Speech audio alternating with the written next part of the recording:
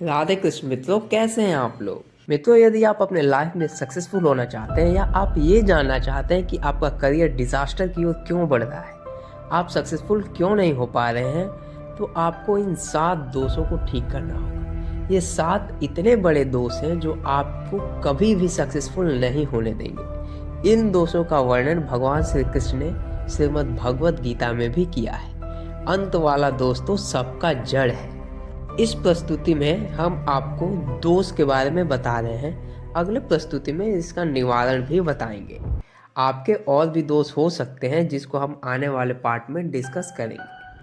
प्रथम, भगवान पर विश्वास न होना। हमारा समाज कहाँ जा रहा है, किस ओर जा रहा है? हम विकास की ओर नहीं, अपने पतन की ओर बढ़ रहे हैं। चंद किताबें पढ़कर हम लोग ईश्वर जो अनंत ब्रह्मांड के सृजन करता है, उनके अस्तित्व पे प्रश्न चिन्ह खड़ा कर रहे हैं। यदि आप भी ऐसा करते हैं तो विश्वास कीजिए, आप अपने जीवन को पतन की ओर अर्थात डिजास्टर की ओर ले जा रहे हैं। द्वितीय, काम वासना। यदि आपको भी बार बार अपने मन में गंदे विचार आते हैं, इसके अतिरिक्त आप कुछ और नहीं सोच पाते, तो आप डिजास्टर की ओर बढ़ रहे हैं।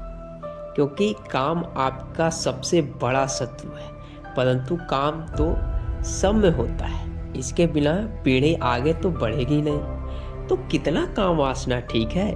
देखिए, वासना जब तक शरीर में है तब तक तो ठीक है। यदि वो मस्तिष्क पर चढ़ गया तो आपके पतन का कारण बनेगा। तृतीय, क्रोध। यदि आप बात बात पर चिड़चिड़े हैं, बात बात पर क्रोध करते हैं, तो ये आपको आपके डिजास्टर की ओर ले जा रहा है। क्योंकि क्रोध हमारे सोचने की क्षमता को नष्ट कर देता है और हमसे अनर्थ पे अनर्थ होता है। तो सर्वदा शांत रहे, नहीं तो क्रोध आपको वहाँ करना चाहिए जहाँ अन्याय हो रहा हो। चतुर्थ, लोभ। लोभ चाहे वह किसी भी वस्तु का हो, वो आपको डिजास्टर की ओर ही ले जाता है। ये आप में संतोष की भावना उत्पन्न नहीं होने देगा। काम, क्रोध और लोभ को श्रीमद् भगवत गीता में भगवान श्री कृष्ण ने नरक का द्वार भी कहा है।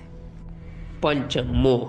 आपके अंदर मोह और आसक्ति भी आपकी बुद्धि को भ्रमित करता है। जब तक आप इस सांसारिक विषय भोगों के मोह माया में फंसे रहेंगे, तब तक आपका उद्धार नहीं होगा, आपको मोक्ष की प्राप्ति नहीं होगी और आप अनंत जीवन इस लोक में काटते रहेंगे। षष्ठम, अहंकार। जब तक हमारे अंदर विनम्रता का भाव नहीं आएगा, हमारा तो पतन ही होगा ना। आपने कई लोगों को देखा होगा कि तनिक सफल क्या हो गए, अपने अंदर अहंकार ला दिए होते हैं। अरे, जब रावण का अहंकार नहीं रहा तो हम सब क्या है? और अंत में इन सभी समस्याओं का मूल कारण सप्तम है, अपने मन और इंद्रियों पर नियंत्रण न होना। यदि हमारे मन और इंद्रियों पर नियंत्रण नहीं है तो हमारा कल्याण कभी भी नहीं होगा। हमारा मन गलत चीज़ों पे भटकेगा और इंद्रियां इसे करेंगी, इससे हमारा पतन हो जाएगा। रावण में ये सभी अवगुण थे, तो देखिए उसके पराजय और पतन का कारण भी बने। भगवान श्री राम ने उसका वध कर दिया। तो मित्रों, बस आशा करता हूँ कि यह प्रस्तुति आपको अच्छी लगी होगी। हम आपसे मिलेंगे एक और नई प्रस्तुति के साथ। तब तक के लिए राधे कृष्ण।